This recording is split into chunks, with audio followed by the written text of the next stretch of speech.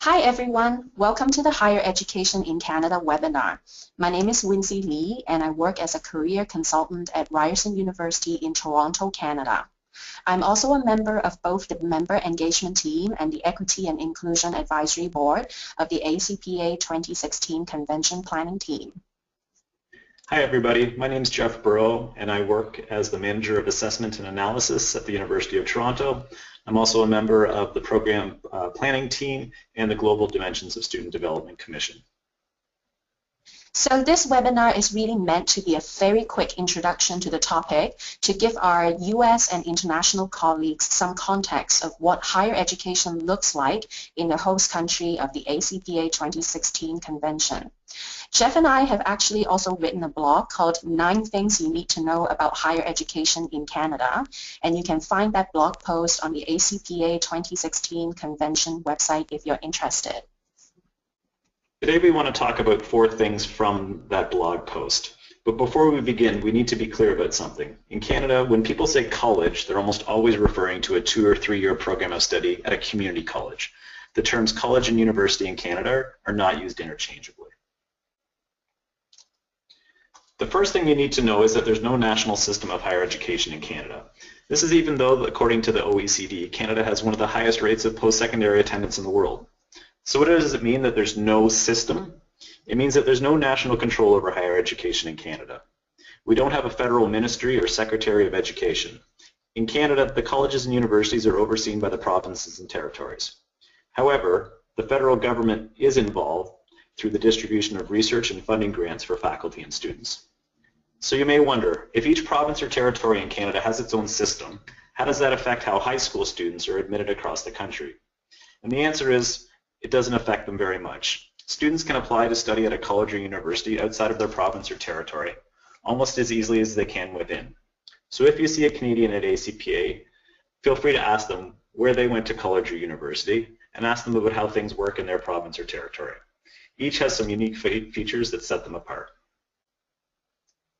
The second thing I'd like to talk about is the predominance of public institutions in Canada. Higher education in Canada is overwhelmingly publicly funded and secular. Tuition rates do vary across by province and by program of study, but there are a number of private career colleges and private universities in Canada. However, they're rarely involved in decision-making among policymakers. There just doesn't seem to be much of a desire in Canada for privately delivered higher education. What you will see or learn is that our public universities and colleges in Canada can be pretty large. About 10 of our universities have enrollments over 40,000. By comparison, the largest private university has just over 3,000 students, with most of the private universities only around 1,000 students. Similar to universities, many of our community colleges are also quite large, with some having enrollments over 50,000, and many of them have multiple campuses across a city or a province to meet the needs of the local communities they're in. So you may be wondering, with such big institutions, what about the work of student affairs and services in Canada? Well, based on our experiences and interactions with colleagues in the United States, the way that student affairs and services divisions are organized in the 2 countries is actually quite similar. Even though the programs and support services that report to the Senior Student Affairs Officer, or SSAO, may vary somewhat between institutions in Canada, it is safe to say that in the last decade, SSAOs have played a larger role in the senior administration, shaping the way that higher education institutions work with students outside of the formal classrooms. Another significant trend in student affairs and services in Canada is the increased professionalization of the field in the last decade or so. Sure, there are still many entry points into this line of work, and practitioners do come from a variety of educational backgrounds like counseling, education, businesses, arts, sciences, etc. But graduate programs, certificates, and diplomas in higher education or student affairs are definitely growing in popularity in Canada. More and more student affairs and services jobs in Canada are also requiring or preferring these academic credentials or master's degrees. So with this trend towards professionalization, who's uniting the practitioners in student affairs and services in Canada? That would be the Canadian Association of College and University Student Services, CAUCUS for short.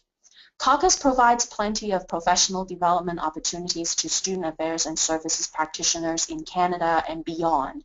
Its annual conference usually takes place in May, and the association also regularly publishes a professional magazine called Communique. Members of Caucus can also get involved in cross-divisional interest groups called communities of practice. They are quite similar to the commissions and coalitions of ACPA. Members of Caucus can also apply for funding and grants for special programs and research projects to advance the practice of student affairs and services in Canada. ACPA is really pleased to be collaborating with Caucus as we bring our convention to Montreal in 2016. This year, we are offering the ACPA member rates to Caucus members who are coming to our convention in Montreal. We also want to encourage colleagues who are interested in learning more about or getting involved in Canadian student affairs and services to check out the great work that Caucus is doing. So that concludes our brief webinar, An Introduction to Canadian Higher Education. If you have any questions, you can contact myself or Wincy by email or Twitter. Thanks so much for joining us. We look forward to welcoming you at the ACPA 2016 convention in Montreal.